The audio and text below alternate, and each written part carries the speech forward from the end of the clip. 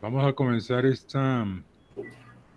esta maratónica exposición. Maratónica digo yo porque es muy difícil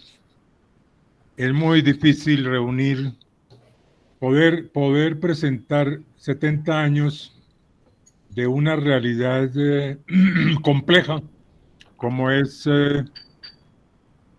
esa etapa de la Comuna Popular, de la creación de la República Popular hasta abarcar hasta el día de hoy en una hora y pico, una hora larga, que es nuestra presentación. Pero empecemos. Como el camino es largo, empecemos ya, decía un gran pensador.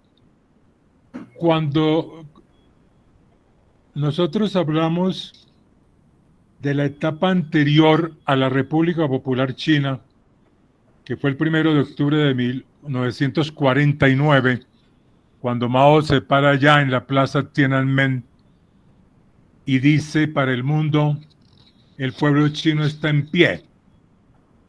Una frase que quedó en la memoria de la humanidad. ¿Qué quería decir? Que se terminaban años, décadas de la guerra del opio de 1839, el ultraje de las grandes potencias a un país débil que siempre fue vencido, hasta el año 1949 cuando toma el poder Mao, lo que quiso decir que tomaba el poder el Partido Comunista de China en todo el territorio nacional, excepto Taiwán, a donde llegó el general Chiang Kai-shek huyendo después de pisar el último escalón Fujian.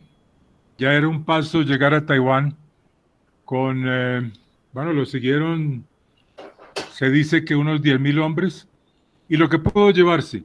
De manera que se establece una realidad desde entonces, y es que Taiwán se constituye en una república de China que se plantea como un país independiente hasta hoy. Esa etapa anterior a la constitución de la República Popular China es, en palabras de Mao, según su definición política, un país semicolonial y semifeudal. ¿Por qué semicolonial? Pues porque, como vamos a ver, diapositiva siguiente, David, el control de la banca, de los ferrocarriles, de los puertos comerciales, de todo el aparato productivo de China, de la arteria vital de la economía, estaba en manos de extranjeros. Era tan asombrosa la posesión que habían adquirido las potencias, 8 potencias que invadieron a China allá a fin de siglo, 1899 a 1900, llamada la Guerra de los Boxers, que Mao define ese país como un país semicolonial. O sea, que de nombre tenía una dinastía, que fue la última, que llegó hasta 1911, y había una emperatriz, la emperatriz Dowager o Sisi, pero que el control real de la política no le pertenecía a esa dinastía, sino más bien, en primer lugar, a Japón. Después el país estaba fracturado en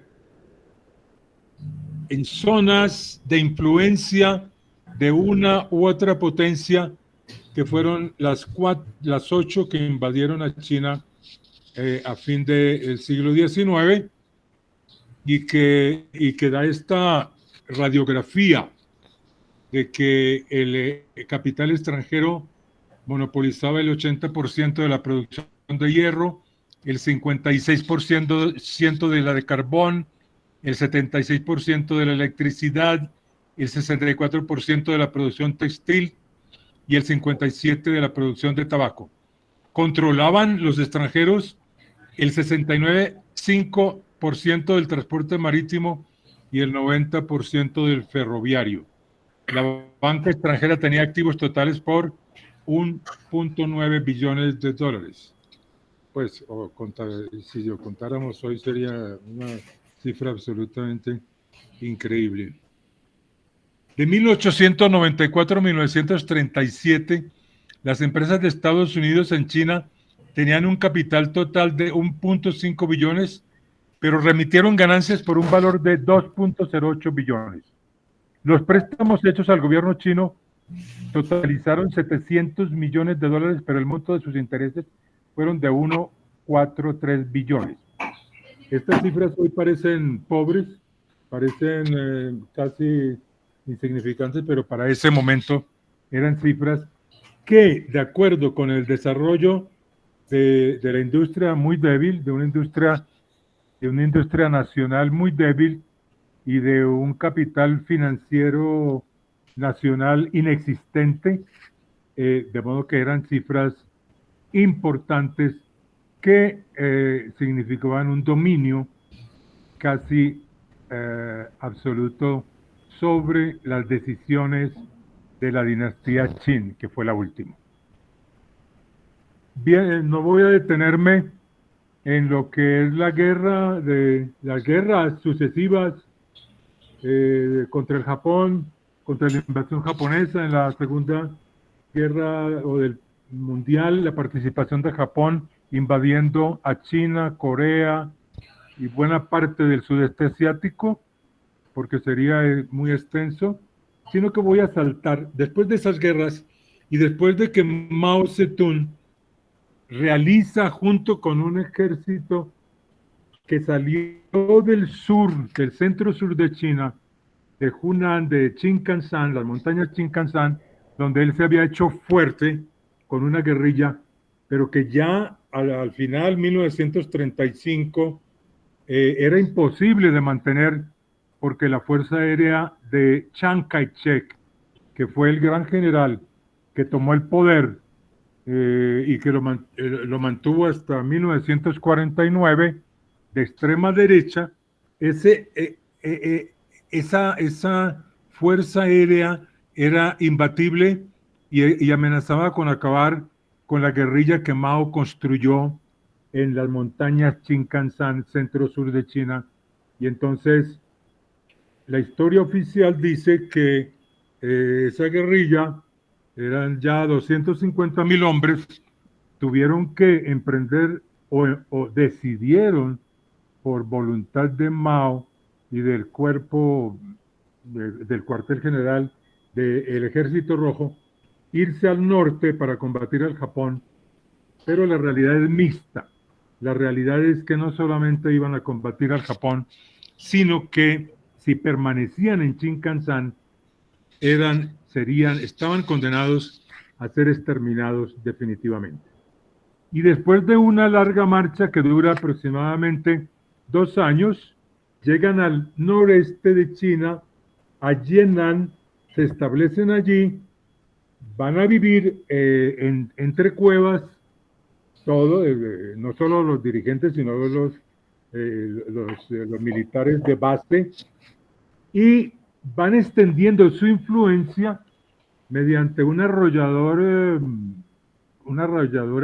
poder de convicción de las masas en torno a la base de apoyo de Yan'an, y se extienden hasta llegar a Pekín y tomar el poder político de todo el país el 1 de octubre de 1949, que pronto se celebrará ya el 1 de octubre próximo, pero en medio de la pandemia. ¿Qué realidad encuentra Mao en ese momento?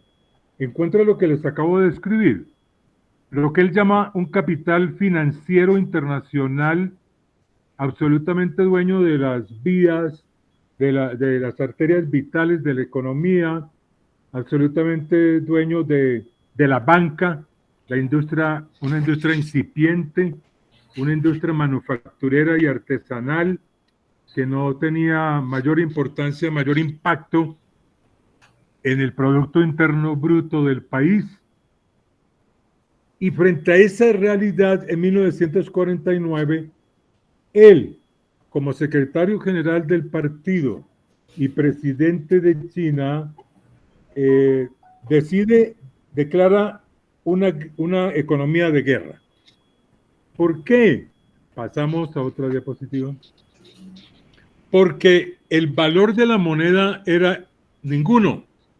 Se había perdido absolutamente, se había perdido la confianza del pueblo chino en una moneda con una inflación que sumaba el 300,000%.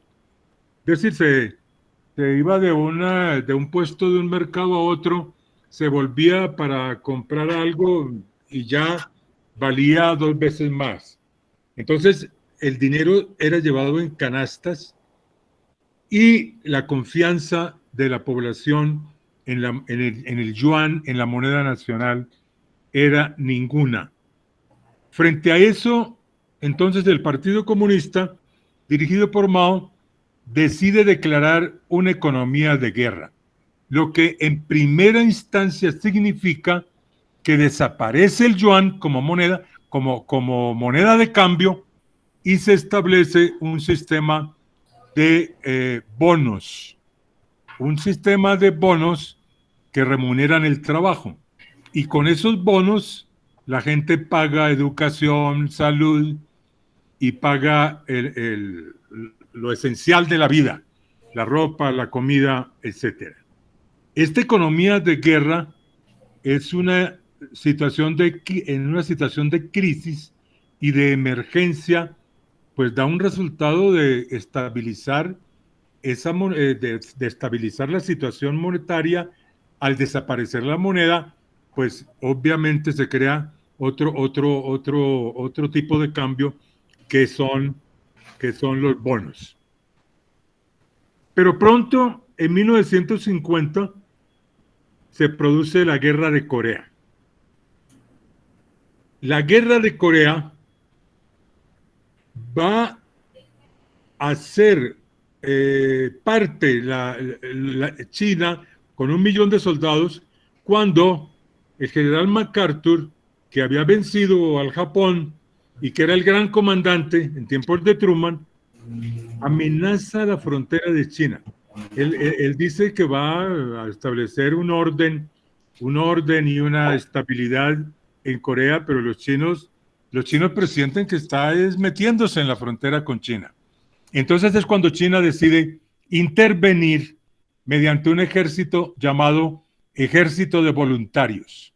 Ese ejército de voluntarios va a estar allí hasta 1952. La Guerra de Corea dura casi 3 años y ese ejército interviene y tiene unas bajas bastante considerables, pero es la primera guerra que Estados Unidos pierde en Asia.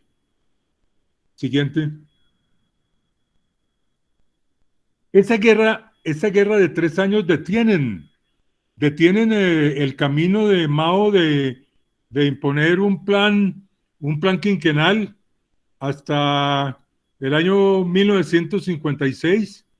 Ya después de la Guerra de Corea empieza a respirar el partido, a tener una mayor estabilidad, y en 1956 se implementa el primer plan quinquenal y se desarrolla en el campo lo que se llamó el movimiento de educación socialista.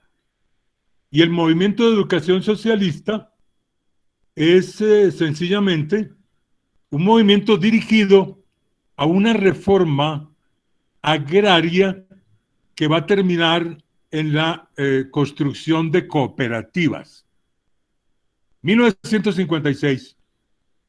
En una república, en una nación donde el minifundio era el mapa geográfico de China, era un archipiélago de minifundios de mínimas, pequeñísimas propiedades de fundos que el campesino vivía de ellas escasamente y tenía que alquilar su mano de obra a los terratenientes. Entonces los terratenientes aprovechaban, o sea, había un régimen semifeudal, que es la otra característica que Mao define para esta nación. Un país semicolonial por el dominio de las potencias y un país semifeudal porque sencillamente no se había derrotado el feudalismo, sino que se seguía permaneciendo en toda la realidad del campo un archipiélago de minifundios frente a un acaparamiento de la tierra por parte de los terratenientes que imponían el pago en especie, la cosecha, el campesino tenía que alquilar su mano de obra y el terrateniente le pagaba en especie. Era un régimen infame donde el campesino que no alcanzara a pagar con su mano de obra el arriendo de la tierra, pues simplemente era sometido a cepos que existían dentro de esas áreas de latifundios. ¿Latifundios? No podemos pensar que fueran latifundios de una extensión como el latifundio en Colombia, pero sí considerables extensiones de tierra frente a un archipiélago de minifundios. Siguiente. Esta realidad del campo hizo que Mao definiera a China como un país semifeudal, lo que significa que prácticamente en China no se desarrolló el capitalismo. China no conoció un capitalismo como lo conocen los países europeos, como lo conocen la misma Latinoamérica, Colombia misma, porque se pasó de un régimen semicolonial y semifeudal directamente a un tipo de socialismo en su primera fase de desarrollo, un socialismo, una sociedad socialista en su primera fase, que luego explicaremos. Siguiente. Este movimiento de educación socialista en el campo va a desarrollar el sistema de cooperativas que poco a poco Mao inventa, descubre cómo la fusión de cooperativas va a ser el modelo de la comuna popular. O sea, la comuna popular se desarrolla a partir de la fusión de cooperativas. Y entonces van a desarrollarse comunas populares que tendrán, depende si es cercana a los mercados o lejos de los mercados, si son prósperas o no, es porque están cerca de los mercados, si las menos prósperas están en zonas alejadas, pero esa fusión de cooperativas, si se fusionan 10, 20 o 30 cooperativas, van a tener cientos de comuneros, mientras que en aquellas zonas más prósperas, cercanas a los centros de consumo, las comunas llegaron a tener 30,000, 50,000 o más comuneros. Pero la comuna popular, para decirlo en dos palabras, no es más que la fusión de cooperativas. Esta fusión de cooperativas da como resultado el gran programa, la utopía máxima de Mao, de crear una comuna popular que es una unidad integral de producción, de distribución, de educación, porque dentro de ellas había escuelas y había colegios de secundaria, y el estudiante, el hijo de comunero, solamente tenía que ir a la cabecera municipal al terminar la secundaria, pues ya para hacer una carrera. De modo que La comuna popular, si se quisiera definir de alguna manera, es una unidad integral de producción, distribución, sanitaria, porque dentro de ella había puestos de salud y había clínicas. Eso es educacional, porque había escuelas de primaria y de secundaria. Es militar, porque allí había milicias. Se crean unas milicias que fueron en número superiores al ejército regular. Milicias que sumaron en el país 100 millones de milicianos para la defensa nacional, para la preservación del orden público, y la comuna era también una unidad social donde el Partido Comunista, a través de sus células, impartía educación, matrimonios, divorcios, es decir, era la gran utopía de Mao. Esa comuna popular, Mao la ve hacia el futuro creando talleres, primero porque tenía que haber producción no solamente agrícola, una comuna que se dedicaba al cultivo del sorgo o del maíz, pues tenía también estanques para el cultivo de peces, o tenía cría de cerdos, luego tenía talleres para la fabricación de el requesón de soya, en fin, iba creando talleres. Y como había una necesidad de reparar máquinas, iba creando unos talleres capaces de reparar esas máquinas, de reparar tractores. De ahí se desprende una concepción maoísta de unir el trabajo manual con el trabajo intelectual y de unificar la ciudad con el campo. Esto va a verse en un documento que yo participé en la traducción del quinto tomo y donde se ve más el talento de Mao como filósofo, que son las 10 grandes contradicciones, donde está la contradicción campo-ciudad, la contradicción trabajo intelectual, trabajo manual, etcétera, y otras 8 contradicciones. Ahí está en el quinto tomo. Es un trabajo de tipo filosófico. Mao no era un filósofo en profundidad, pero era un divulgador de la filosofía también extraordinario. Y entonces él en ese ensayo demuestra que tiene un conocimiento del manejo de la dialéctica, del manejo de uno se divide en dos, de la dialéctica china. Esa comuna popular se va entonces desarrollando. ¿Cómo se desarrolla? Siguiente diapositiva. Se desarrolla en la base misma de la comuna. Como empieza la comuna es con los equipos de trabajo. Los equipos de trabajo son la unidad básica.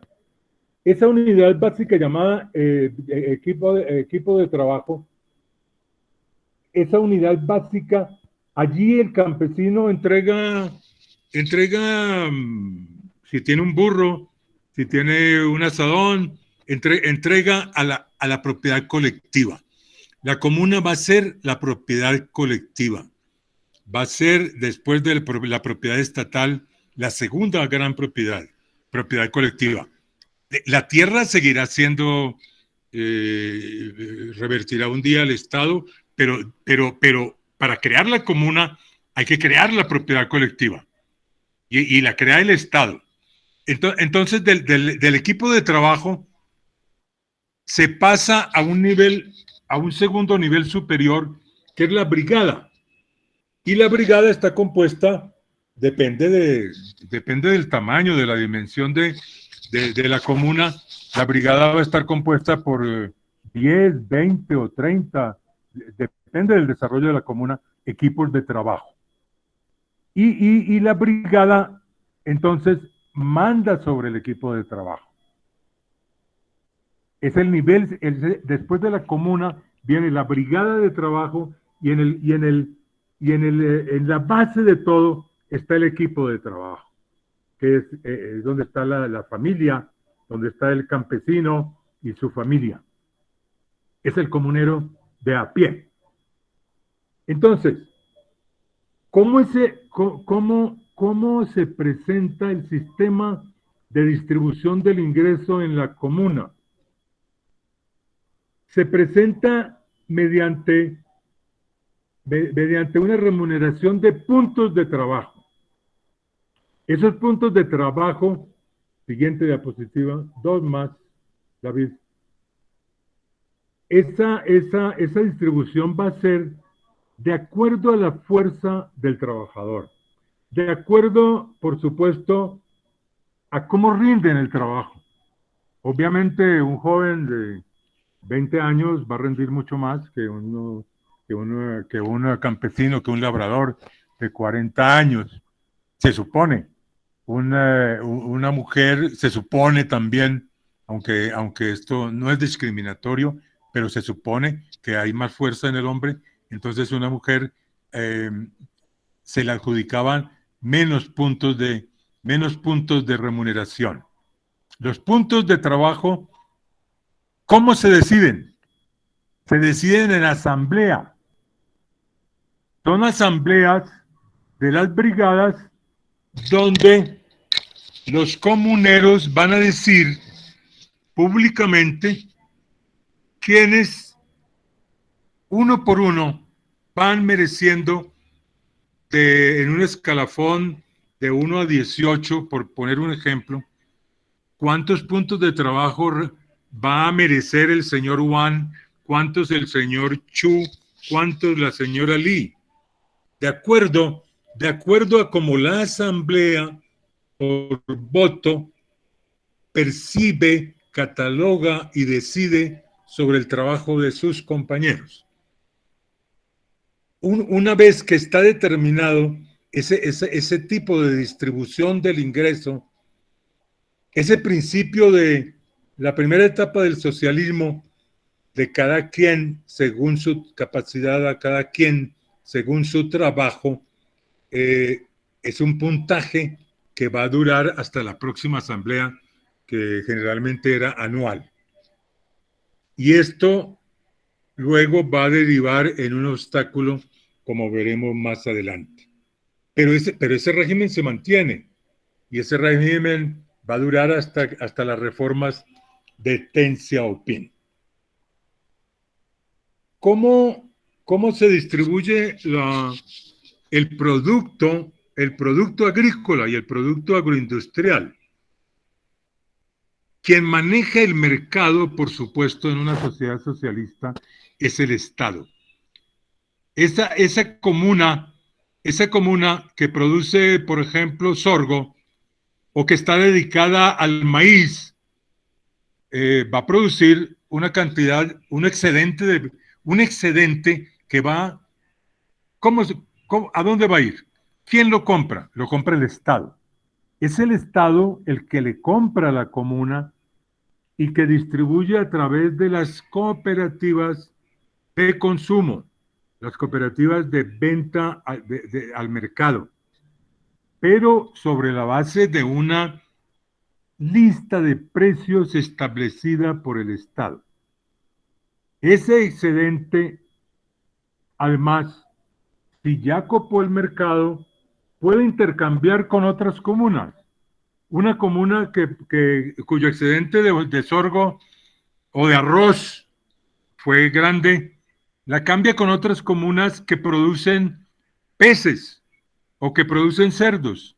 Es un tipo de trueque. En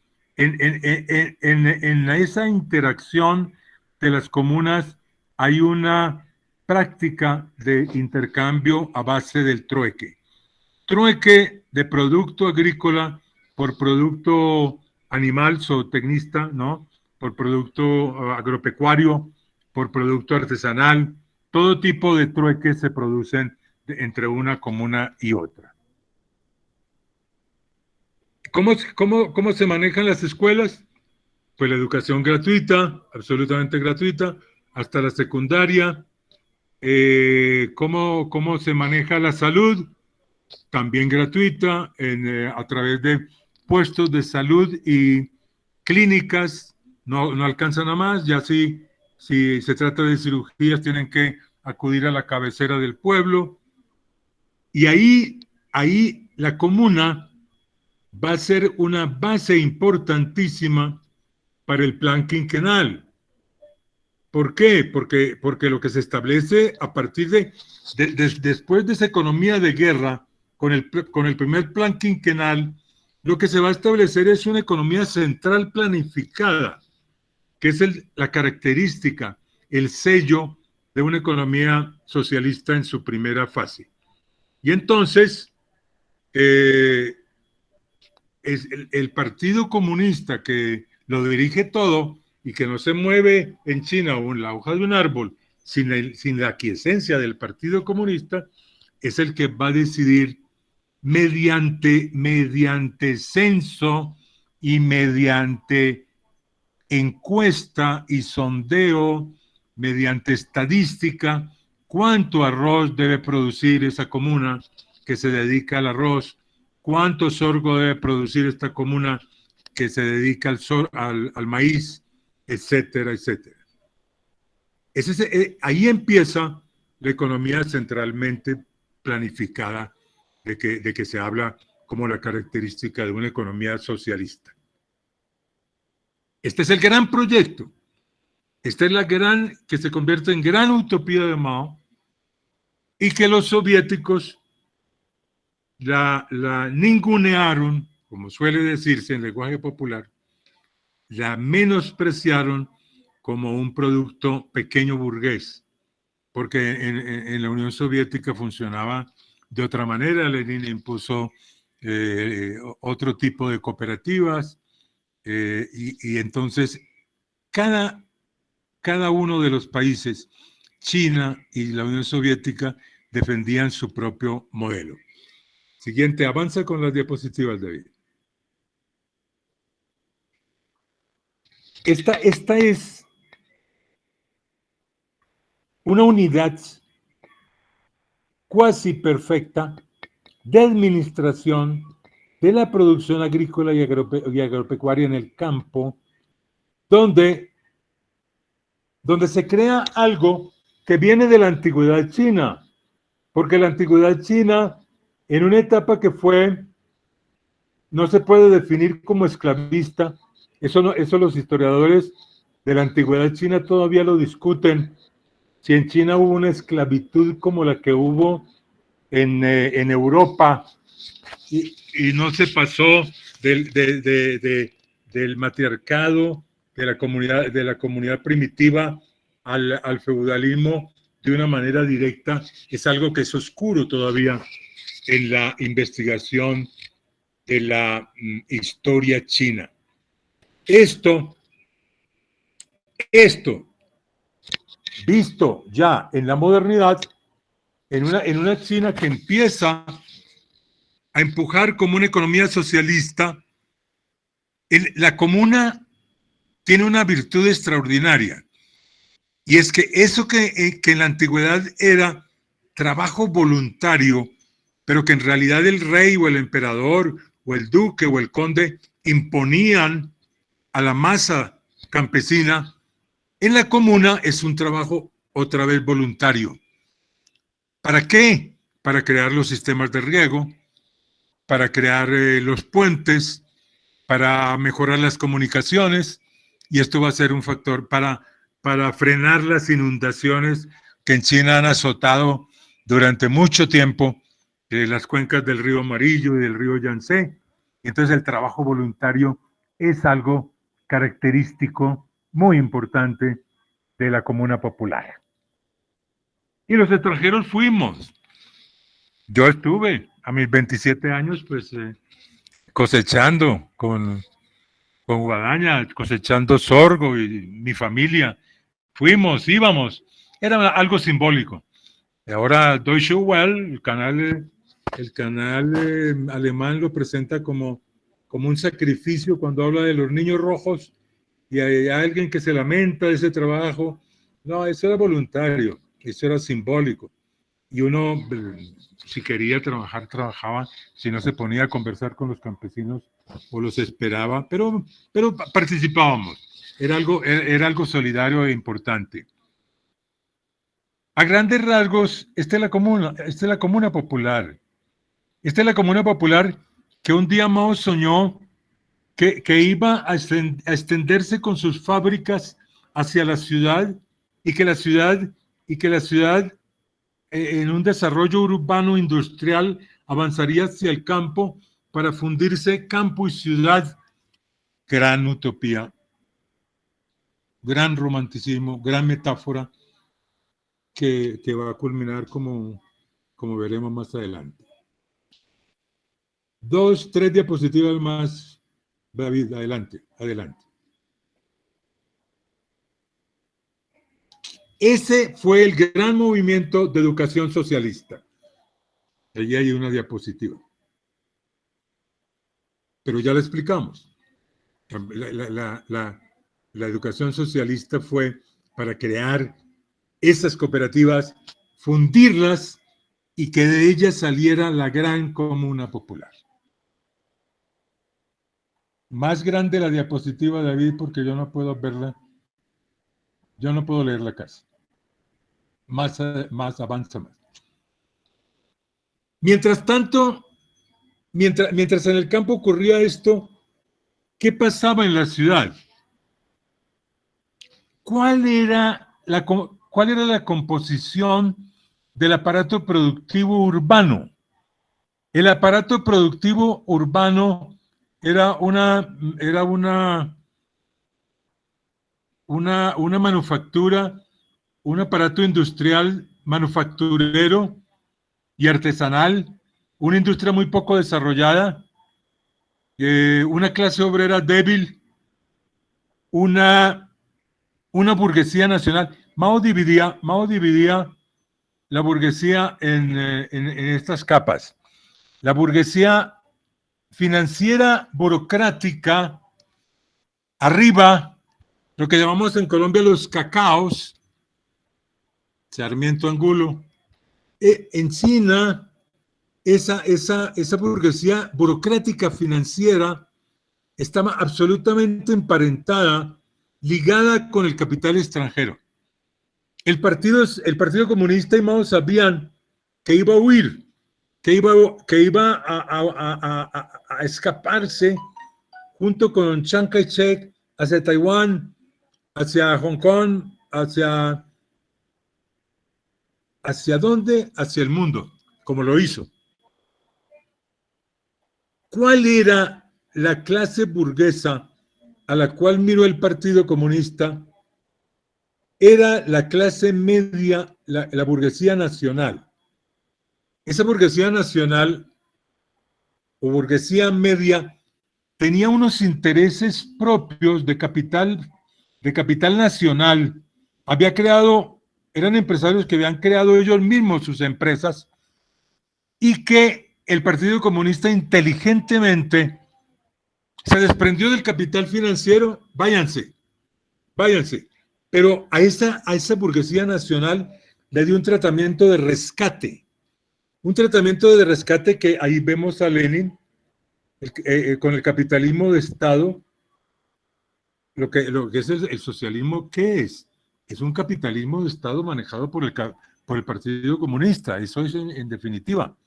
Entonces, creó lo que se llamó un frente nacional y llamó a esos empresarios medianos a quedarse en el país. Les dijo, ustedes son patriotas, su capital es creado aquí por su propio trabajo, quédense, entregan sus fábricas y les vamos a reconocer sobre ese capital entregado un 5% de interés y ustedes podrán ser subgerentes, subadministradores, podrán seguir trabajando. Y es así como en esa política de rescate se ganan a una parte importante del empresariado chino. Esa es la gran reforma en las ciudades.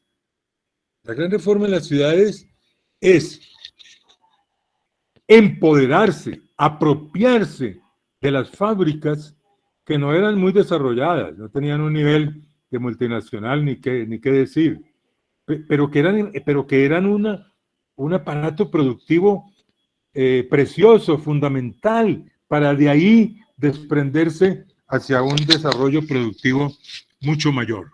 Y se queda. El 90% de esos empresarios de la clase media empresarial se quedan en el país y el Partido Comunista respeta y los nombra subdirectores, subgerentes y contribuyen con su conocimiento administrativo y técnico al desarrollo de la industria. Eso es fundamentalmente de lo que se trata en las ciudades. Entonces ya tenemos el panorama de campo y ciudad bajo un plan quinquenal bastante, un poco copiado de la Unión Soviética porque no tenían de dónde más agarrar.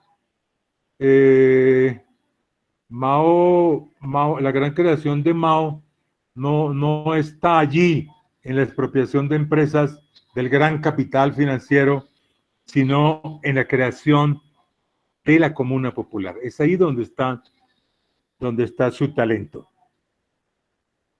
Siguiente diapositiva. Y en 1958 podemos decir que la Comuna Popular está consolidada, que la Comuna Popular es un hecho práctico, real, en toda la geografía rural de China. Pero viene 1958, 1958, ya Mao ha desarrollado otro gran movimiento que va a ser llamado el salto adelante. Es paralelo con la creación de la comuna. Del 56 al 58, Mao dice, y es aquí, siguiente diapositiva, donde se ve a un Mao con un voluntarismo que contradice la ciencia económica. Cuando Mao, en 56, 57, viene a recapacitar sobre lo que es China, cuando Inglaterra producía 18 millones de toneladas de acero, China producía 500,000. Entonces Mao dice, no, está en el acero, ahí está la clave de la industria pesada, ahí está la clave del desarrollo de China, de un país atrasado y semifeudal a un país socialista moderno, con un perfil moderno. Y entonces dice, vamos a alcanzar la producción de Inglaterra y vamos a superarla. Y entonces es el gran error, porque despliega, el Partido Comunista lleva fuerza a desplegar toda la capacidad de la masa de la población china, que en ese momento no debía pasar de 650 millones, hoy ya va por los 1.400 millones. Toda esa masa en todo el país, ciudades y campo, pequeñas ciudades, poblados, la orden es producir acero. Donde haya carbón, donde haya hierro, y si no lo hay, traerlo de fuera, traerlo de otras partes, pero producir en toda parte, crear hornos que fabriquen acero. Siguiente. Y por supuesto, el acero que sale de esos hornos es de una calidad inferior. Es de una calidad inferior. Luego, ese acero hay que transportarlo a donde estaban las acerías, a las ciudades principales del nordeste y centro de China, y no había cómo, el transporte era rudimentario, era un transporte de ferrocarriles a vapor, y ese acero llega en unas condiciones de calidad muy inferior, y es ahí cuando se culpa a Mao y cuando y cuando se dan cifras aterradoras en Occidente, en las cuales yo parcialmente a veces me deslindo, porque yo no creo en esas cifras que dan sin tener la manera de medir la dimensión.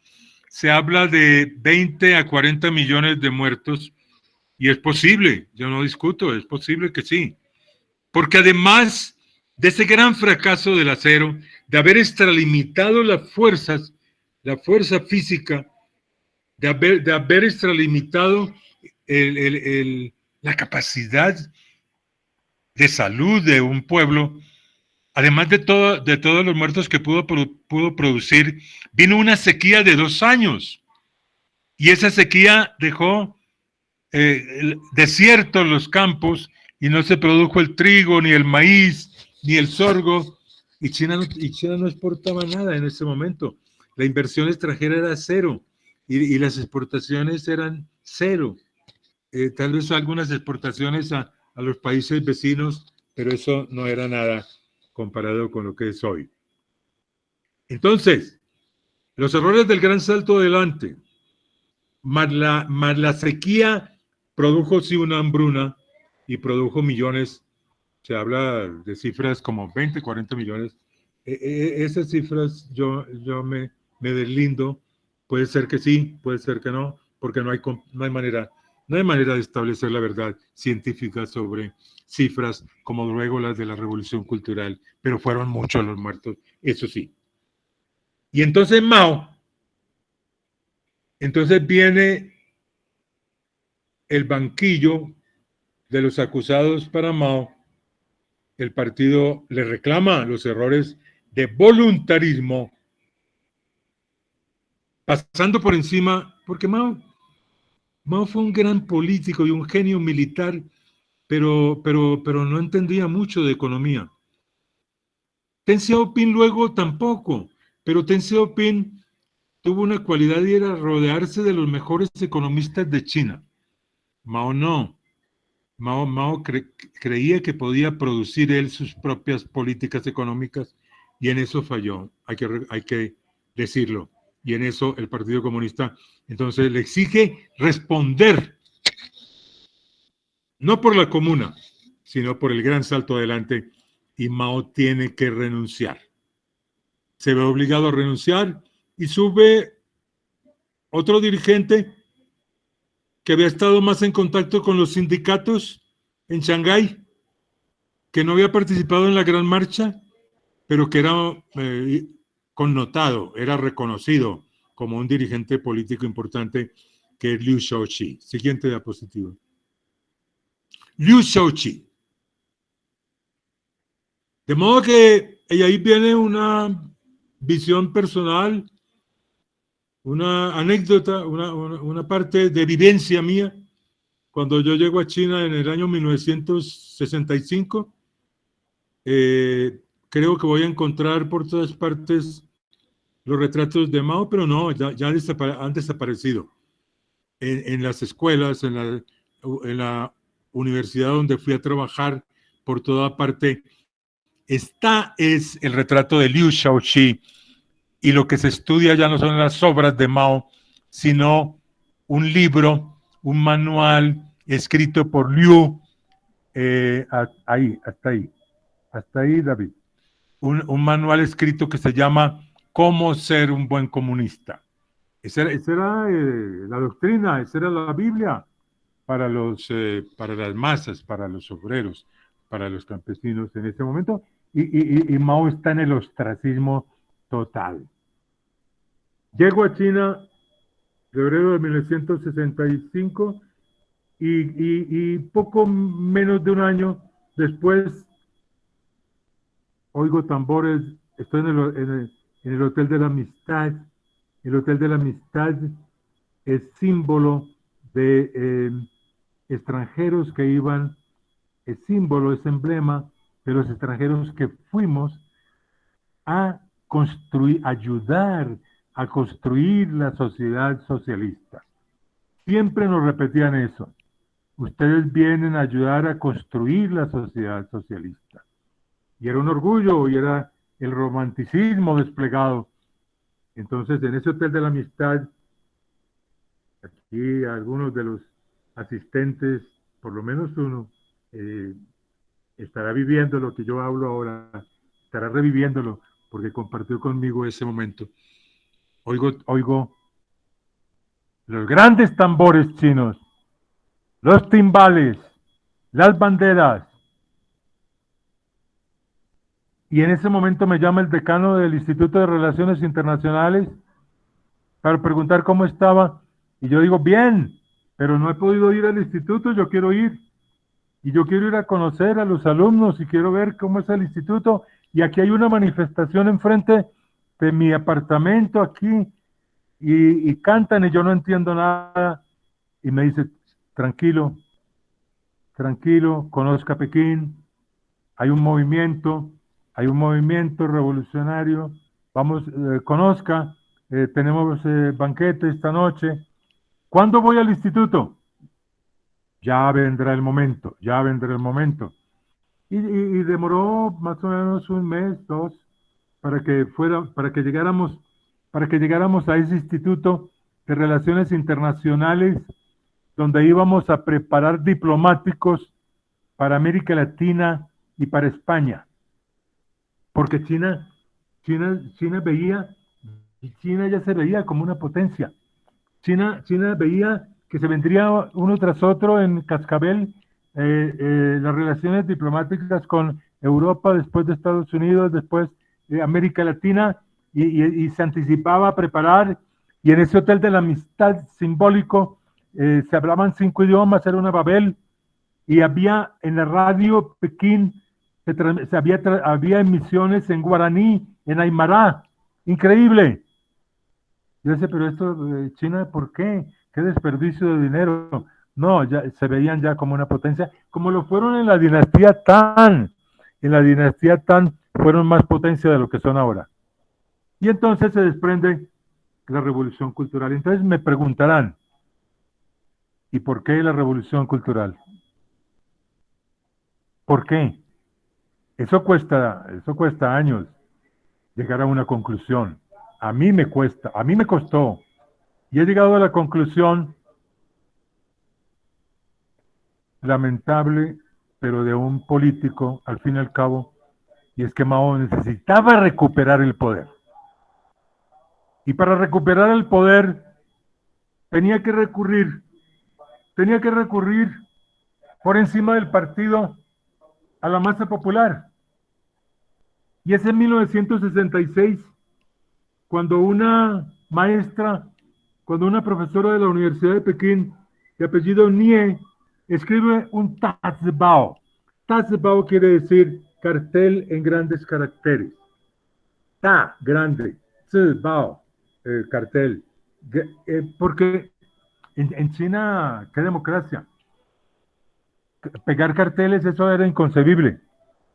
Entonces esta gente ya, cuando Mao dice, ese cartel de la profesora Nie que ataca a la burguesía prosoviética es correcto. Cuando dijo eso, entonces las masas se van a las calles en desfile, autorizadas por Mao. Mao las convoca directamente, pasa por encima del partido, lo resquebreja, casi lo destruye. Y entonces empieza esa gran década que aquí vemos, Revolución Cultural, 1966-1976, 76, que es la muerte de Mao. La Revolución Cultural termina con la muerte de Mao real. Son 10 años que los chinos llaman la época del caos. Mientras tanto, les recuerdo a los asistentes, si quieren hacer sus preguntas, formularlas, pueden hacerlo también mediante el chat. Enrique, te ayudo a revisar el chat. Realmente te están agradeciendo todo el compartir todas estas experiencias que tuviste en China. Pero bueno, tenemos una pregunta de Martín Torres. Él dice que le gustaría que ampliaran de forma concisa en qué consistía la autarquía antes de Mao. Y Fidela, si entre China en este crítico desaceleramiento que incluye para la revolución cultural permanezca afectando también la formación de la educación. Si entre China en este crítico desaceleramiento, ¿qué influye? Que influye que la revolución cultural permanezca afectando también la formación de educación. Ah, ya. Bueno, son dos preguntas fundamentalmente, ¿no, Lina? Sí. Bueno, la primera, autarquía no solo antes de crearse la República Popular China, sino después. Mao siempre predicó una economía basada en los propios esfuerzos, una economía que no dependiera del extranjero, una economía que se fuera elevando de la subsistencia a un nivel superior, pero siempre con base en los recursos propios, nativos de China. Ese era su predicamento, ese era su gran principio. ¿Se puede llamar autarquía? Sí, hasta cierto punto, porque no dependía de las exportaciones, la inversión extranjera estaba prácticamente vetada, inversión extranjera según el marxismo de Mao, porque yo insisto siempre en que Mao hizo lo que quiso, con el marxismo lo maoizó. Todo esto sí era, podemos llamarlo autárquico en el sentido de hacer a un lado la inversión extranjera, hacer a un lado, no basarse en las exportaciones y menos en las importaciones, y crear un aparato productivo como el del Gran Salto Adelante, con una industria pesada, para lo cual había que crear una industria del acero fuerte. Y la industria pesada fue un error, porque después toda la realidad económica posterior contradijo esa tesis, diciendo que China tenía que basarse fundamentalmente en una industria de transformación rápida que fuera sacando de la pobreza y pobreza absoluta también a millones y millones. Entonces sí podemos hablar de autarquía. En cuanto a la pregunta de Fidela, ¿cómo influyó en la educación? La revolución cultural fue grave para la educación. ¿Por qué? Porque en 10 años se sacrificaron dos generaciones en que no hubo graduados en ingenierías, en todas las ciencias sociales, en idiomas, en medicina. ¿Por qué? Pues porque las universidades se cerraron. Nuestro Instituto de Relaciones Internacionales se cerró para dar cabida ¿a qué? A una revolución permanente. Una revolución permanente que no se reconocía, derivaba de Trotsky, de la revolución permanente de Trotsky, pero que era su símil, era muy parecido a la revolución permanente de Trotsky. Es decir, no suspender nunca la movilización de las masas. Entonces ahí está, yo creo, la educación fue altamente perjudicada porque dos generaciones no pudieron graduarse, y esto tiene un impacto en la sociedad, en el desarrollo económico, en todo. Bueno, yo creo que ahí están las dos preguntas, y continuamos con el proceso de la revolución cultural, porque hay algo. Ustedes preguntarán, bueno, sí, Enrique dice que el móvil, la motivación, la causa del estallido y del desarrollo durante 10 años de la revolución cultural fue la voluntad de Mao y de su generación, Zhou Enlai, Chu Te, todos ellos, de que Mao volviera al poder. Pero ¿cuál fue la motivación? ¿Cuál fue la causa esgrimida oficialmente por el partido? No por el partido, que estaba dividido en ese momento, porque ya dijimos que Mao pasó por encima de él. No, sino por Mao, que cogió las riendas del poder de nuevo. ¿Qué era lo que predicaba Mao? ¿Qué decía para desatar, para aprobar ese primer cartel de la profesora Nie, y luego desatar toda esa movilización de masas que condujo al caos. ¿Qué decía? ¿Cuál era la versión oficial de Mao? Que había que desplegar una revolución de masas que destruyera el cuartel burgués instaurado en el poder y cuya cabeza era Liu Shaoxi. O sea, como él lo llamaba, un poder revisionista que seguía el camino de la Unión Soviética, que quería restaurar el capitalismo, que quería la coexistencia pacífica con el imperialismo de Estados Unidos. Esa era su visión. Esa fue su consigna oficial. Esa fue la gran propuesta para desatar un movimiento que se salió de las manos del mismo Mao. Pero ¿qué vi yo y qué leí después en muchos documentos, tanto de chinos como de extranjeros, y después de pensar todos estos años y de escribir sobre ese proceso?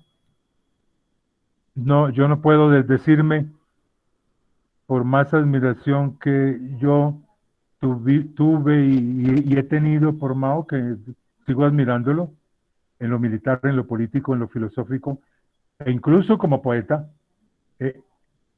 Sí, yo veo y concluyo que fue un movimiento desatado para Mao reconquistar el poder, porque no se resignaba, estaba en plena salud, en plena posesión de sus capacidades mentales y físicas, y no se resignaba a haber perdido el poder. Siguiente diapositiva. Y entonces, cuando nos invitan, a mi señora y a mí, mi señora iba destinada a enseñar el idioma español, y yo estaba destinado a escribir los textos que ella enseñaría para aspirantes a diplomáticos que vendrían a América Latina. La primera vez que nos invitan al instituto, ya por fuerza, y porque ya el movimiento estaba desbordado en las calles, ya habíamos estado en el centro de la ciudad, habíamos estado presenciando las grandes manifestaciones, esos timbales sacándole al cuero de tambores de un metro y medio, el ruido y el estampido de ese movimiento ensordecedor. Habíamos visto cómo se creó una guardia roja, que eran jóvenes estudiantes de universidad, pero también de secundaria, adolescentes, jóvenes. Habíamos visto cómo llegaron a un colegio de monjas cristianas, y les hicieron arrodillar porque las tildaron de espías. Ahí empezó todo, para mí. Empecé a vivir la médula de ese movimiento, y luego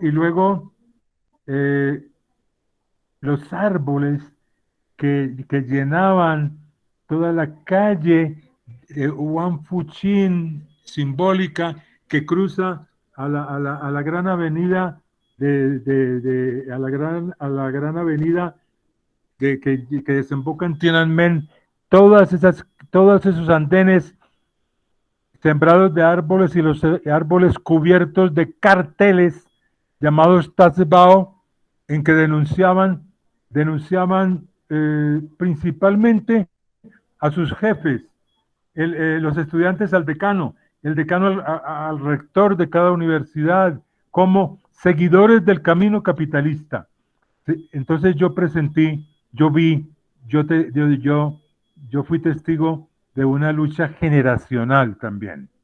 O sea, el que tenía un cargo, por el hecho de tener el cargo de decano, de rector, vicerrector, o también el profesor, era tildado de seguidor del camino capitalista, seguidor de la Unión Soviética. Era la pugna de China con la Unión Soviética que se había desprendido en los años 60, cuando de ese Hotel de la Amistad se retiraron 3.000 ingenieros que habían construido el Hotel de la Amistad para ellos vivir allí y ayudar a China a construir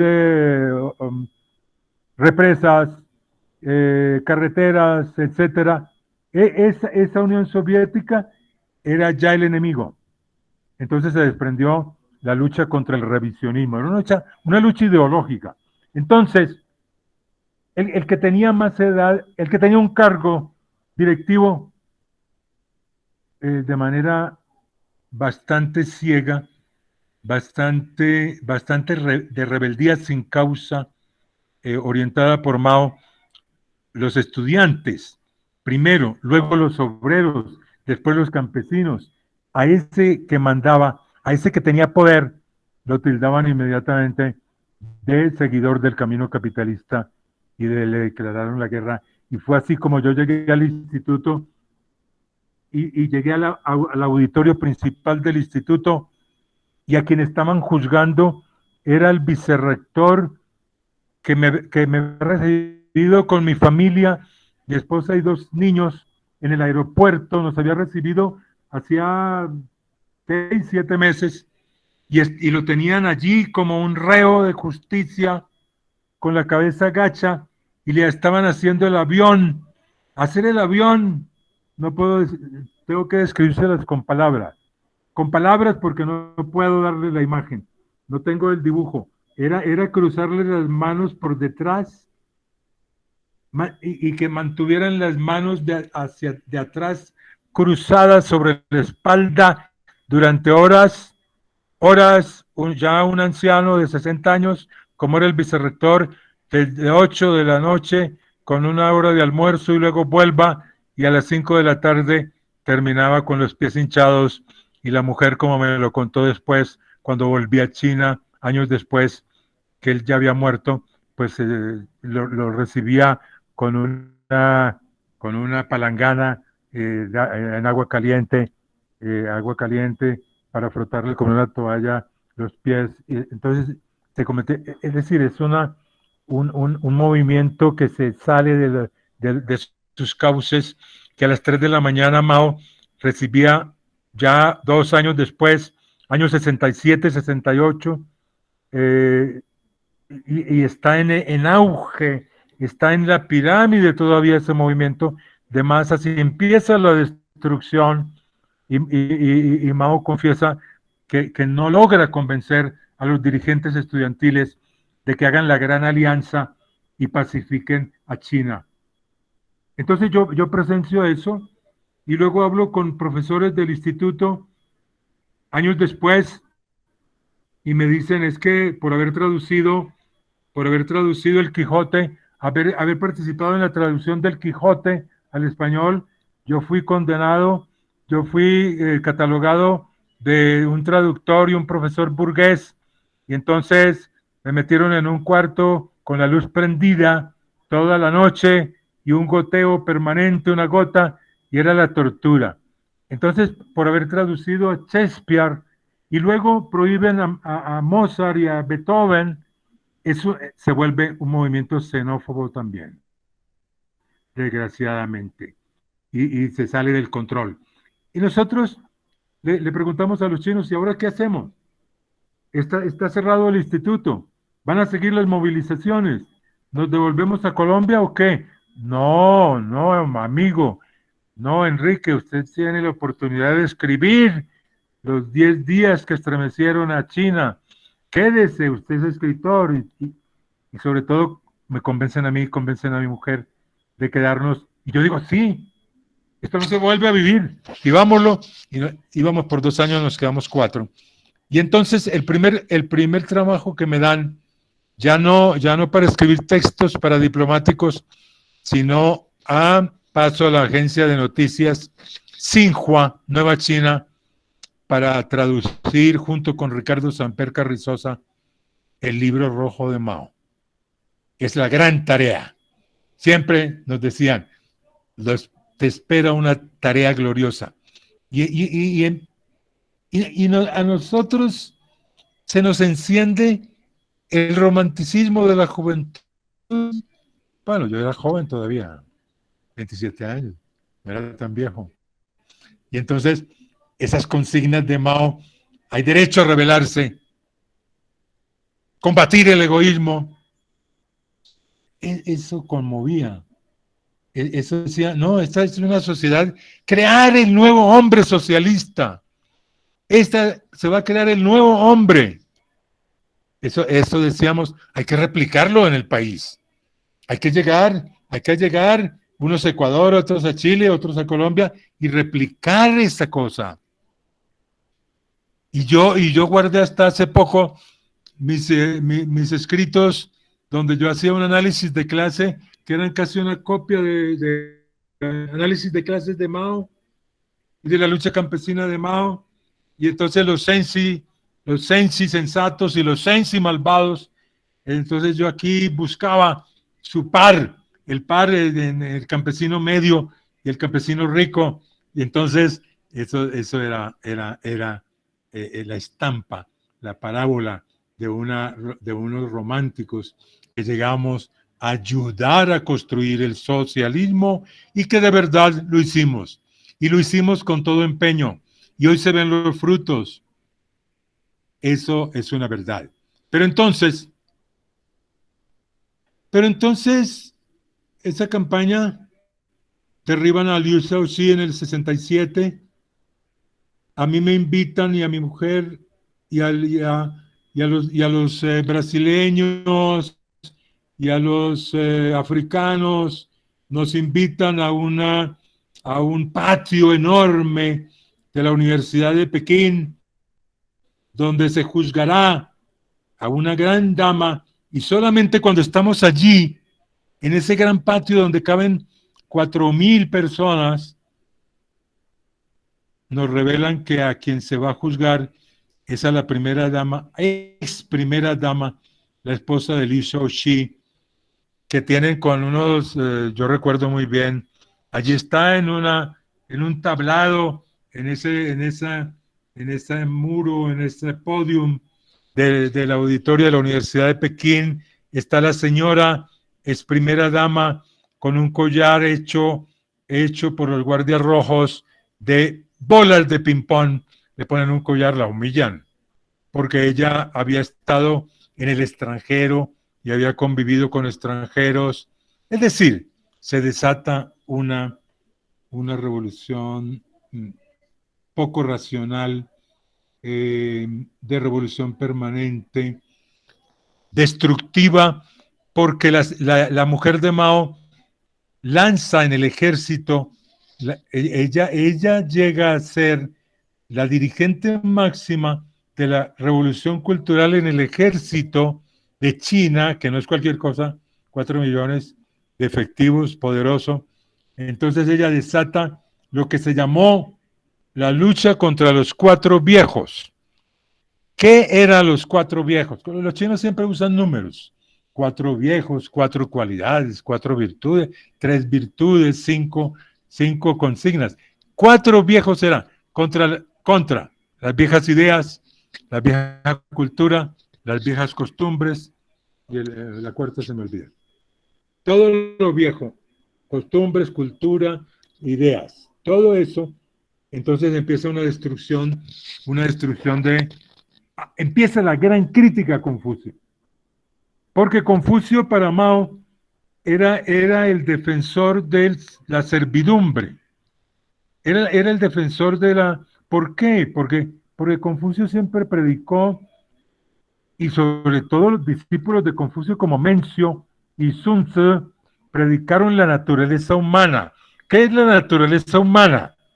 Para ellos es una naturaleza humana, que sean pobres o ricos o medianos, todos somos iguales frente a la naturaleza, frente al gobierno, frente a la sociedad, todos somos iguales, todos vamos a morir y todos tenemos el mismo juego en la vida, los mismos derechos, las mismas ambiciones, las mismas virtudes. los mismos defectos. Esa era la naturaleza humana. Y Mao dice, no, eso no cuadra con el socialismo. ¿Por qué? Porque el marxismo dice que la lucha de clases es la lucha de clases la que mueve al hombre. Es la lucha de clases el motor del desarrollo. Entonces condenan a Confucio como lo condenó el emperador Qin. El primer emperador también derribó a Confucio. Confucio fue derribado 3, 4 veces y resucitado como Deng Xiaoping, que los tumbaron 3 veces y 3 veces volvió al poder. Son políticos de Confucio a Deng Xiaoping enormes. Esa fue una... Y luego viene luego viene una campaña que une la lucha contra Confucio a la lucha contra Lin Piao. ¿Por qué? Porque Lin Piao fue el vicepresidente que quiso adueñarse del poder, que intentó un golpe de Estado, según la historiografía oficial. Tampoco yo puedo afirmar que sea la correcta. Hoy se están revisando muchas cosas, sobre todo fuera de China. En China demoran en revisar y en borrar héroes antiguos que luego caen, demoran en revisar la historia y ponerla al día. Pero afuera se está revisando todo ese proceso de quién fue Lin Piao, que Chiang Ching, la viuda de Mao, no fue tan perversa, que Mao fue maquiavélico, etcétera, etcétera, etcétera. Entonces todo eso es un continuo ir y venir de investigadores, hay documentos que ya empiezan a salir y que, bueno, un día estableceremos más verdades de las que sabemos ahora. Pero la revolución cultural, para mí, fueron excesos, fueron 2 generaciones sacrificadas, fue una visión miope del desarrollo. El derecho, por ejemplo, estaba proscrito. El derecho como disciplina era una disciplina burguesa porque se basaba en la defensa de la propiedad, ni pensar en que hubiera facultades de antropología o de sociología, eso era burgués. Entonces, solamente había ingenierías, había historia, había filosofía e idiomas. Era lo preponderante. Economía. Entonces, se sacrificaron 2 generaciones que no pudieron graduarse y vino la gran resolución del 16 de marzo, la gran resolución de Mao en el año 67, que decía que Mao siempre confió fue en los campesinos y en los obreros.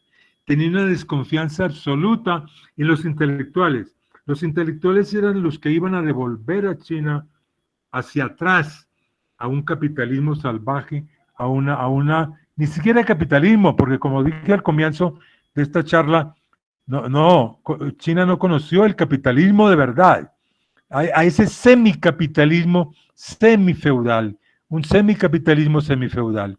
Entonces, que los intelectuales querían regresar a eso mediante una convicción, una deformación ideológica revisionista de como restauradores del capitalismo en China.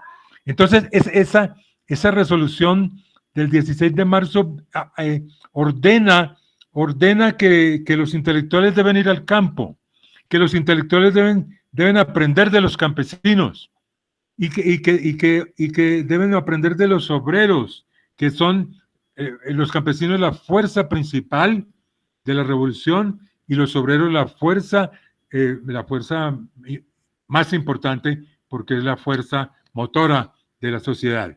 Y entonces se trasladan al campo los institutos. El instituto donde yo trabajaba, donde trabajé un año, menos de un año, pues se traslada a dictar clases como a mi mujer le tocó, de español en una comuna, pero historiadores también. Y esa etapa es disruptiva, es negativa, porque a los campesinos les da compasión de los intelectuales cuyas manos no saben de trabajo, son manos señoriteras, son manos urbanas, y entonces le dicen, mire, hagamos que rendimos informe que usted trabajó, pero quédese a leer. Muchos, otros radicales, pues sí, los hacen trabajar, pero muchos me contaban, se la pasaron fue en ocio o leyendo, porque los campesinos no comprendían sensatamente que no podían rendir, que era inútil, que era un trabajo que tampoco iba a rendir y que era un esfuerzo inútil. Entonces, ese traslado de la masa de intelectuales al campo tampoco resultó. Llega entonces en un paso grande, en un salto, a una etapa en que se desbordan esas fuerzas en cada universidad, en cada fábrica, en cada ministerio, en cada unidad del gobierno, pululaban los grupos. Hablemos de institutos de idiomas, Instituto de Idiomas número 1, Instituto de Idiomas número 2, que eran más cercanos a nosotros porque muchos de los extranjeros eran profesores de esos institutos. Entonces, pululan los grupos con sus nombres, cada uno se da su nombre. Eso fue replicado también en Bogotá, en la Universidad Nacional. Entonces, el grupo Estrella Roja, el grupo Comuna de París, el grupo Luna y Fusil, esos grupos fueron replicados en Francia, en Colombia un poco. Bueno, que se disputan la verdad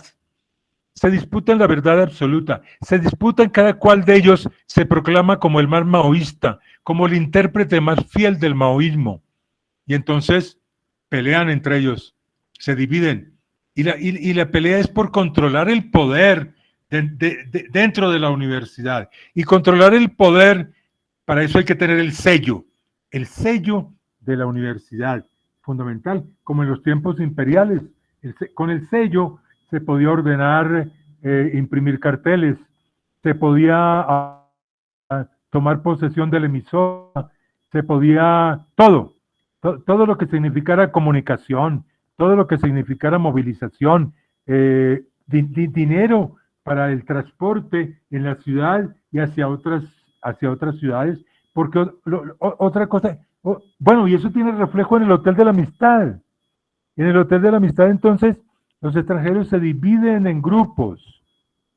Yo, por fortuna, no pertenecía a grupos. Tenía mi posición. Yo, mi mujer y mi familia y en general los colombianos, Ricardo Samper, creíamos que no había que crear grupos, que era un movimiento de los chinos que había que respetar, pero se crearon símiles, pares de esos movimientos, Estrella Roja, Sol y Luna y Fusil, etcétera, etcétera, se crearon y militaban y llegaban al instituto o a la universidad y de alguna manera se entendían con los guardias rojos, con los rebeldes, llamados rebeldes proletarios de esos grupos, y se entendían con ellos, y hubo causas y caminos desafortunados, como en la radio, donde casi se toma el poder de la radio un norteamericano de ingrata recordación. Bueno, entonces empieza un éxodo de muchas ciudades hacia la capital, hacia Pekín. ¿Por qué? Porque esos grupos maoístas de Cantón, de Shenyang, de todas las provincias, creían que el poder de Mao estaba amenazado, que seguía habiendo una disidencia, una cúpula, una disidencia en el partido que intentaba derrocar otra vez a Mao, quitarle los fueros que había conseguido con la Revolución Cultural.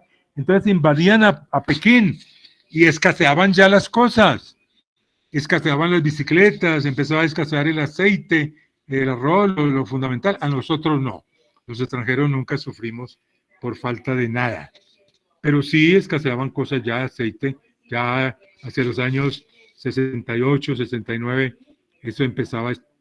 Las fábricas estaban semiparalizadas porque los obreros llegaban y llegaban directamente no a las máquinas, sino a mítines. ¿A mítines de qué? De crítica. ¿De crítica a qué? Al revisionismo, a los seguidores del camino capitalista, del camino capitalista dentro de esa fábrica, a enjuiciarlos, a ponerlos en el banquillo. Entonces se crea la banda de los cuatro. La banda de los cuatro, encabezada por la mujer de Mao, llamada Jiang Qin, más tres más, un dirigente importante, Yao Wenyan, esos nombres no los van a memorizar, ¿para qué? Yao Wenyan, Chan Chun Chao y otros cuatro, que tenían poder. Pues Yao Wenyan tenía un poder grande en los sindicatos dentro de la masa de obreros de Shanghái, que es la ciudad industrial por excelencia de China, y otros tenían, Chen Po-ta tenía gran poder en los medios de comunicación, en el Diario del Pueblo, tenía gran poder comunicacional. Entonces, esa banda de los cuatro se va a la izquierda de Mao, y Mao empieza a enfermarse. Son tres derrames cerebrales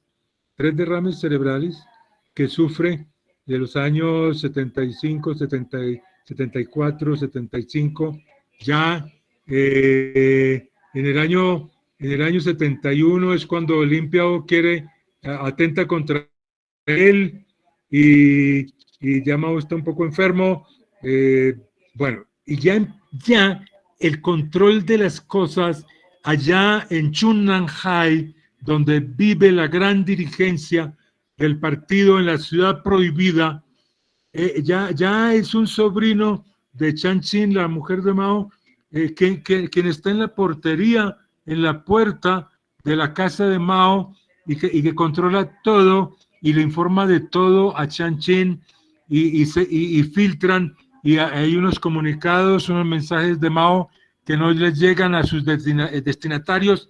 Mao pierde el control del poder. Y esas marchas, esas pequeñas grandes marchas siguen y empieza una violencia en los trenes, los guardias rojos que se toman los trenes, que asaltan universidades. Bueno, hay cosas amargas contra personal de enfermeras, lo que se puedan ustedes imaginar, grupos rebeldes violentos, y Mao dice, no quieren hacer la gran alianza, y Zhou Enlai, y lo reciben a esos dirigentes estudiantiles hasta las 3 de la mañana, tratando de convencerlos de que hagan una alianza y entren en paz, ayudar a reconstruir el orden, pero ya es una semi-parálisis y una semi-guerra civil desatada en el país. Eso es lo que vi,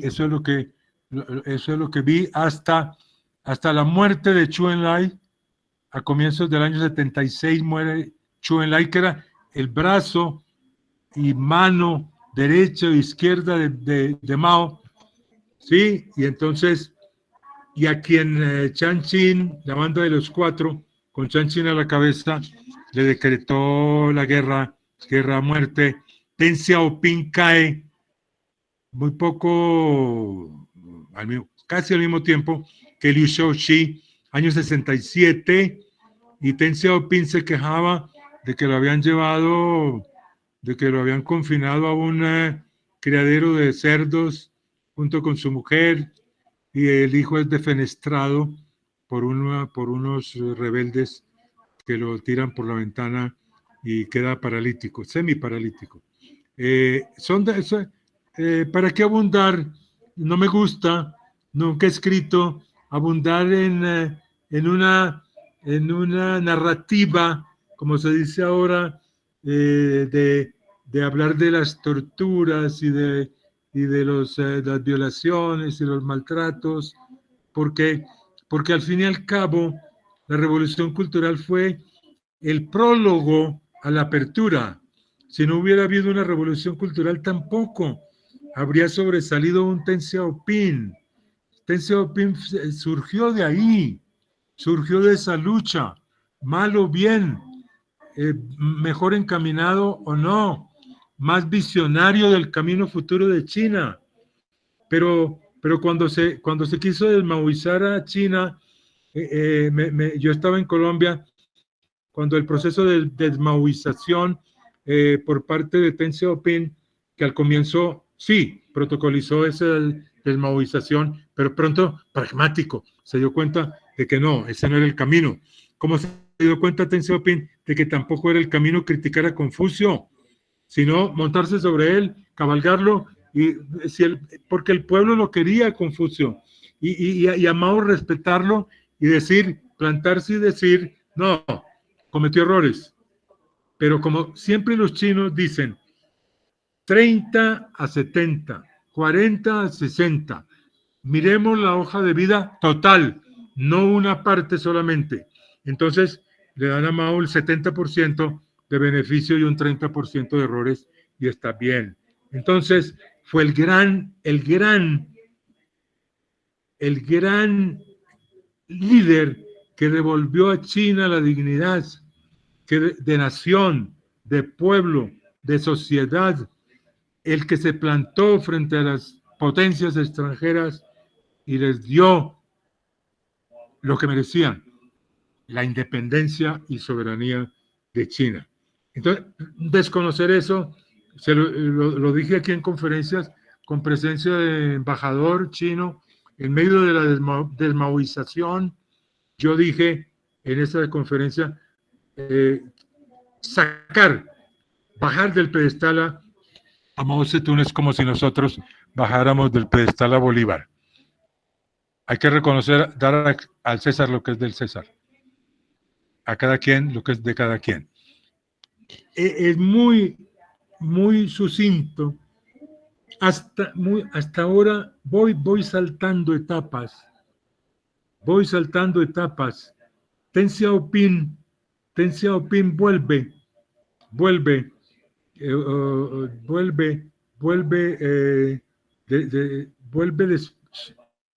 muerto Mao. ¿Quién queda en el poder? Queda en el poder, por mandato de Mao escrito, alguien que fue gobernador de Hunan, de la misma provincia donde nació Mao, que es Hua Guofen.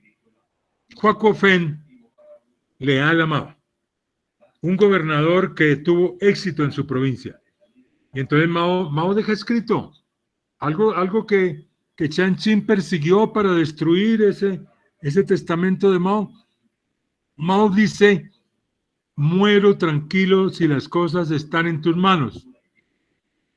Con esa frase, él declara que su sucesor será Hua Guofen. Hua Guofen gobierna de 1976 a 1979. Son 3 años de un gobierno de transición gris, porque entre otras cosas, Deng Xiaoping se le atravesó. Deng Xiaoping ya tenía mucho poder.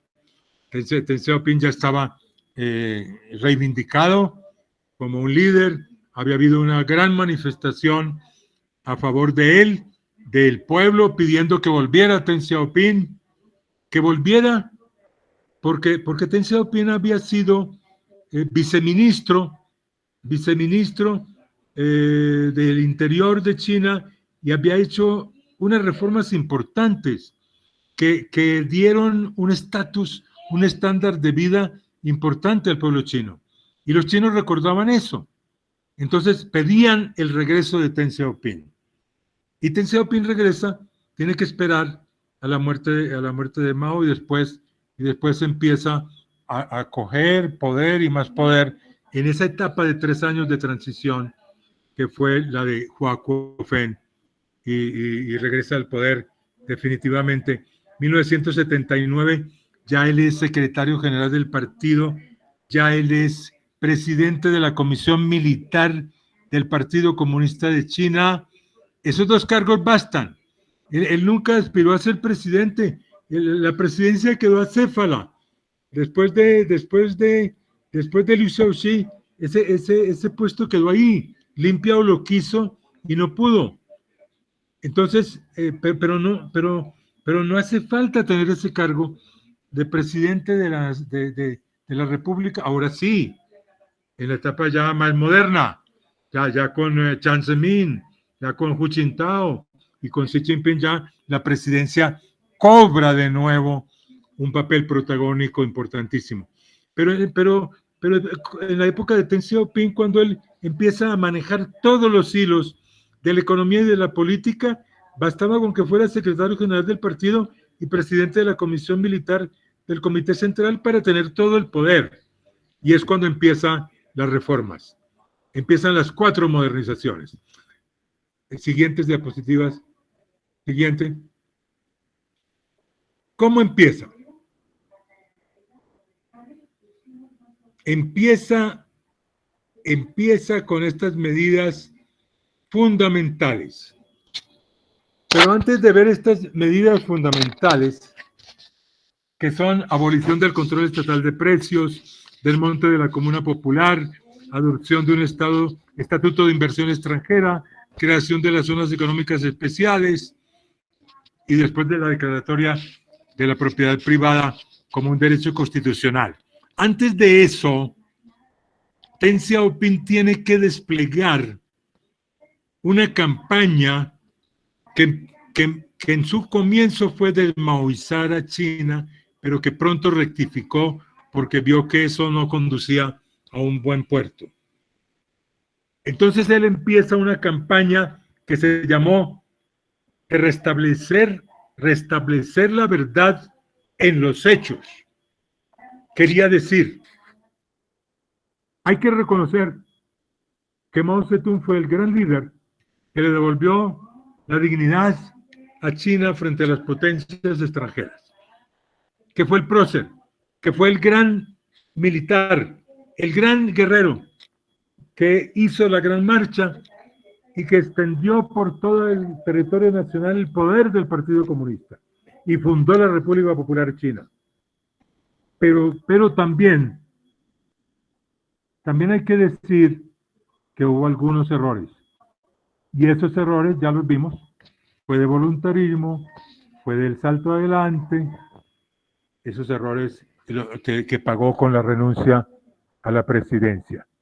Pero restableció, pero entonces moderó el tono para no derribar a Mao, para no contraponerse con la izquierda maoísta del Comité Central que estaba viva, como también devolvió la dignidad a Confucio como el gran pensador de la antigüedad china que tenía vigencia, que seguía teniendo vigencia en la China moderna.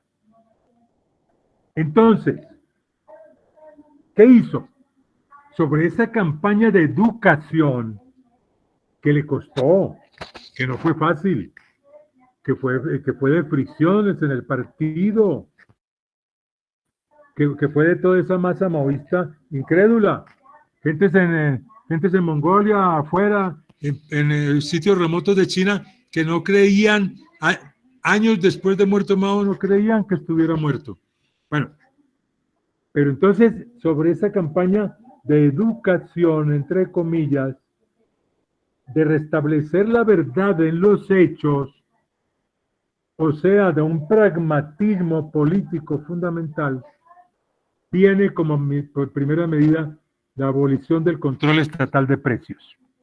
Cuando los economistas en la época de Mao decían que en China había desaparecido la inflación, no era que hubiera desaparecido la inflación. Existía una inflación, pero subsumida por una abolición del control estatal de precios.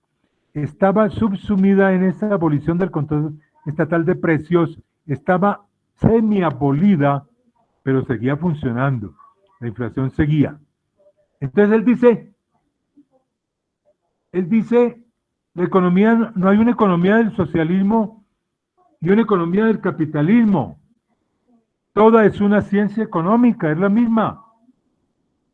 Abramos los precios, dejémoslos que que la mercancía flote y que sea el mercado en esa contradicción, en ese parangón de oferta contra demanda, la ley de la oferta y demanda, la que establezca los precios de la mercancía. Y este es un remesón absoluto en la práctica, en la experiencia del socialismo en China. En segundo lugar, la gran proeza es el desmonte de la Comuna Popular. ¿Por qué se desmonta la Comuna Popular? Se desmonta porque había llegado al igualitarismo absoluto. Esa distribución del ingreso de la cual les hablé por puntos de trabajo había redundado en un igualitarismo absoluto, que era la gran olla de arroz de que hablaban los chinos, de donde todos comían y era de hierro. Si todo el mundo comía, entonces había una gran olla y de qué preocuparse. Entonces aquel comunero al que se le había adjudicado un puntaje de 12, trabajaba igual que aquel al que se le había adjudicado un punto 18. Entonces el esfuerzo individual no contaba en el campo. No había para qué. Si ya estaba decretado que yo tengo el puntaje 18 y me sigo esforzando para alcanzar el puntaje 19, el que viene con puntaje 12 dice, no, aquí me quedo y de todas maneras tendré la taza de arroz, y no se esforzaba. Eso era lo que se llamó el igualitarismo absoluto, que llevó a un decaimiento de la iniciativa de los comuneros, a un decaimiento de la competitividad. Ya no había competitividad por el esfuerzo, por la productividad desapareció. Entonces la comuna se convirtió en un freno del desarrollo de las fuerzas productivas. Un freno, estaba paralítica, había llegado a un punto de freno absoluto y no echaba ni para atrás ni para adelante, más para atrás que para adelante. Y había que dar paso a una competitividad que condujera a una productividad nueva y llevara al campo a un estadio distinto de desarrollo. ¿Cómo se sustituyó la comuna? Por un tipo de contrato de responsabilidad familiar. O sea, la tierra volvió en manos del Estado y el Estado empezó a confiar en las familias la producción rural. ¿Mediante qué? Mediante un contrato de responsabilidad familiar. La familia decía, sí, me hago cargo de 10 hectáreas o de 5 hectáreas, de acuerdo a la fuerza de trabajo de la cual estuviera compuesta esa familia, y entonces ella respondía por sus ganancias o por sus pérdidas.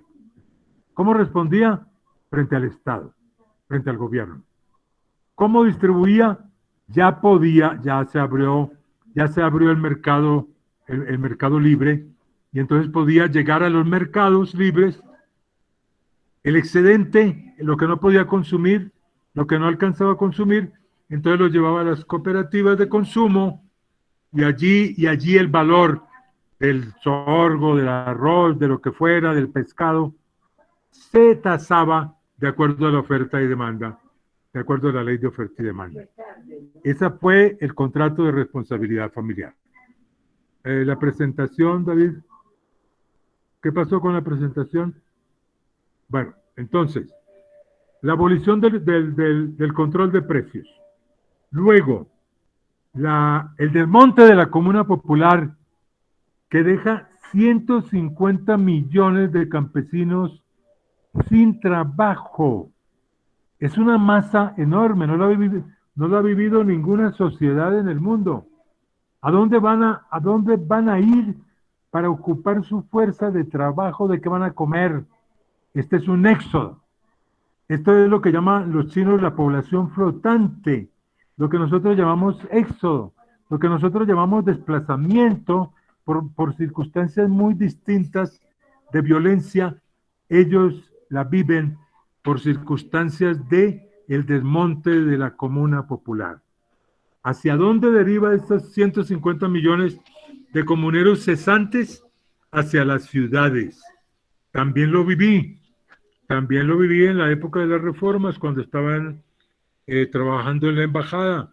Entonces vi cómo se ofrecían en las esquinas, con un palustre en la mano, sentados se ofrecían, y pronto empieza a desplegarse un movimiento de construcción de edificios, porque empieza la inversión extranjera, que es la tercera gran medida de Deng Xiaoping. Empieza un auge, un boom de la industria de la construcción, porque la empresa mixta, la empresa estatal privada, estatal extranjera, llega a China de una manera intempestiva y empieza la gran industria de la construcción, y esos campesinos aprenden rápidamente a mezclar arena con cemento y a levantar paredes, y tal como nos decía un profesor de la universidad en el 2007, cuando volvimos después de 12 años, la familia, volví con mi mujer,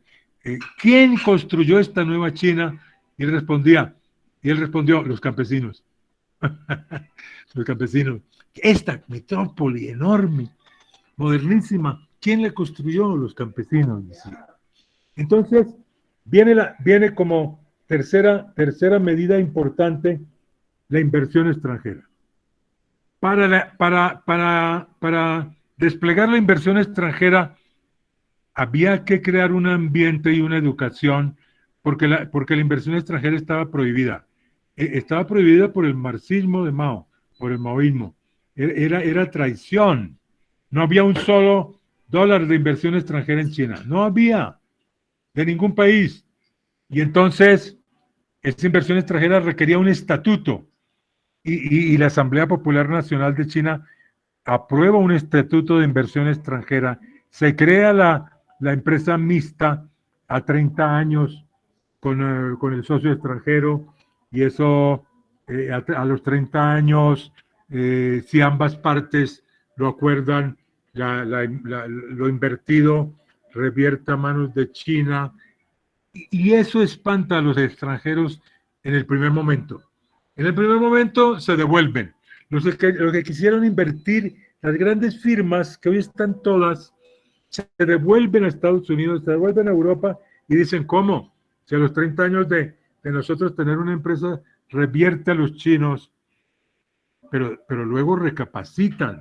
Y dicen, pero 30 años, en 30 años, con una demanda de 1.200 millones de chinos, podemos hacer el capital que queramos y luego veremos qué pasa a los 30 años.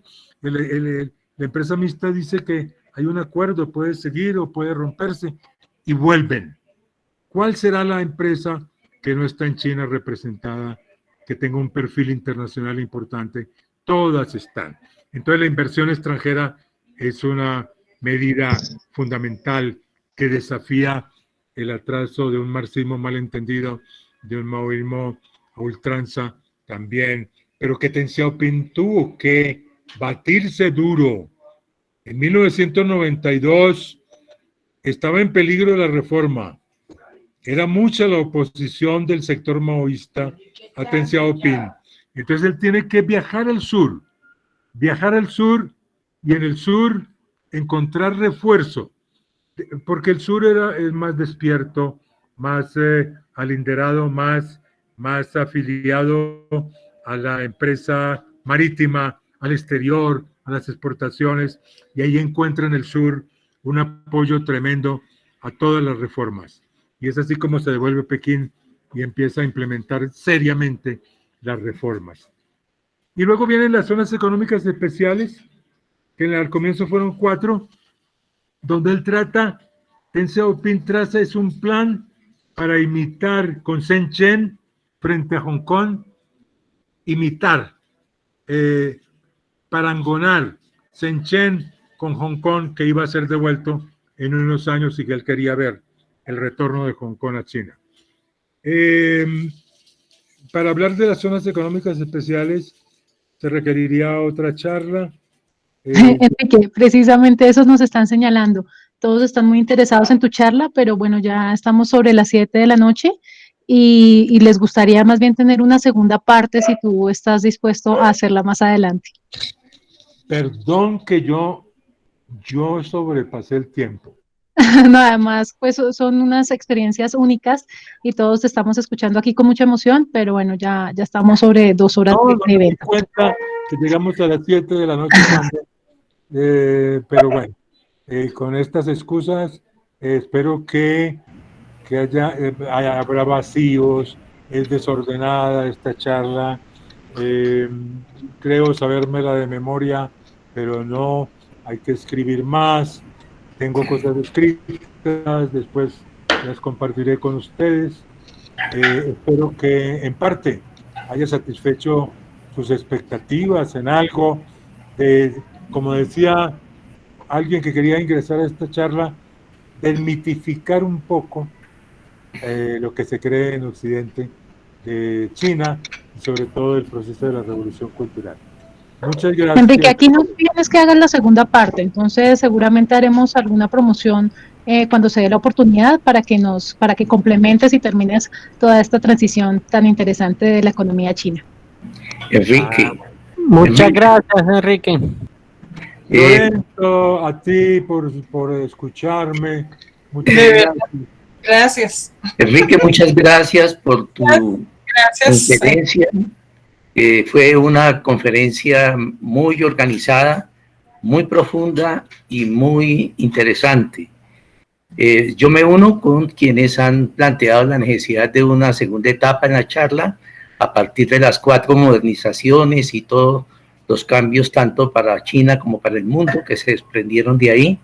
Entonces me parece que sí debemos darle otro tiempito y solicitarte a ti, Enrique, que nos colabores, ¿no?, en un tema que no es de mucho dominio en Colombia, ni siquiera por la izquierda.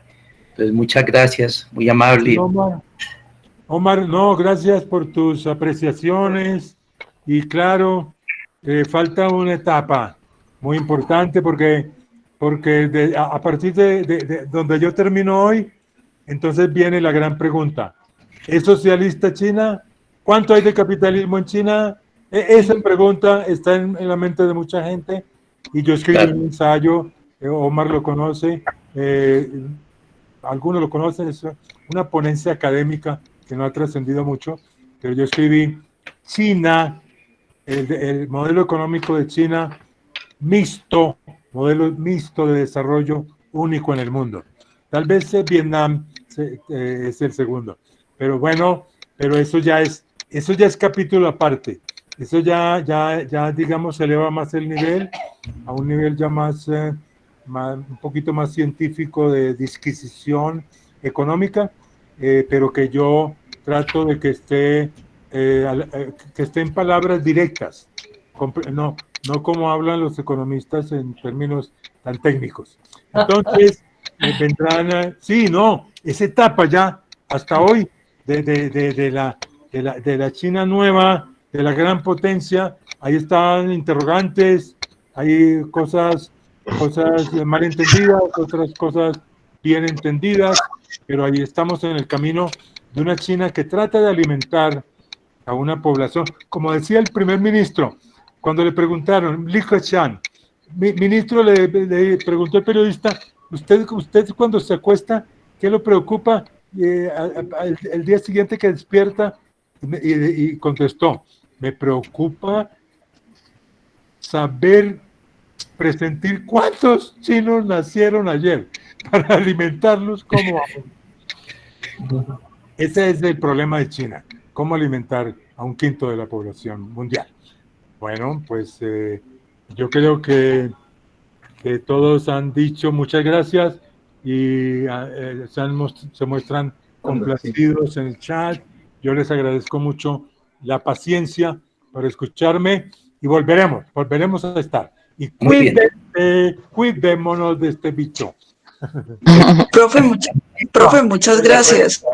Sí, hay que hacer otra sesión porque está muy interesante, pero de hecho, pues me parece que, no sé, como más participativa, ¿no? Donde, por ejemplo, haya un poco más de espacio para las preguntas. ¿Podría ser? Claro, claro. No hubo tiempo para preguntas, casi no. Solamente pude contestar 2. Pero bueno, esperemos que el futuro nos depare una oportunidad nueva. Igual les dejo, Ya les somos voy a dejar amigos. el correo de Gracias, las Enrique. personas que estén interesadas en Es la segunda observatorio. para Entonces, después de hacer las preguntas, porque las preguntas sí están ahí, pero necesitamos alimentar todo esta sabiduría tuya, Enrique. Muchas gracias. Sí, ya, lo último que dijo Lina, estaba como distorsionado el sonido, no lo entendí muy bien. sí, les decía que les acabo de dejar el correo del observatorio para recibir información de las charlas que estamos programando, entonces nos pueden escribir para ingresarlos en la base de datos y también les daremos información cuando se programe esta segunda charla de Enrique. Sí, porque acaba Muchas Lina de gracias, hablar del Lina. observatorio. Muchas gracias. El Observatorio Bueno. Asia-Pacífico está de moda y es el que ha convocado a estas charlas. Bueno, Muchas gracias a todos por su asistencia. Gracias. hasta pronto, felicidades. Felicidades.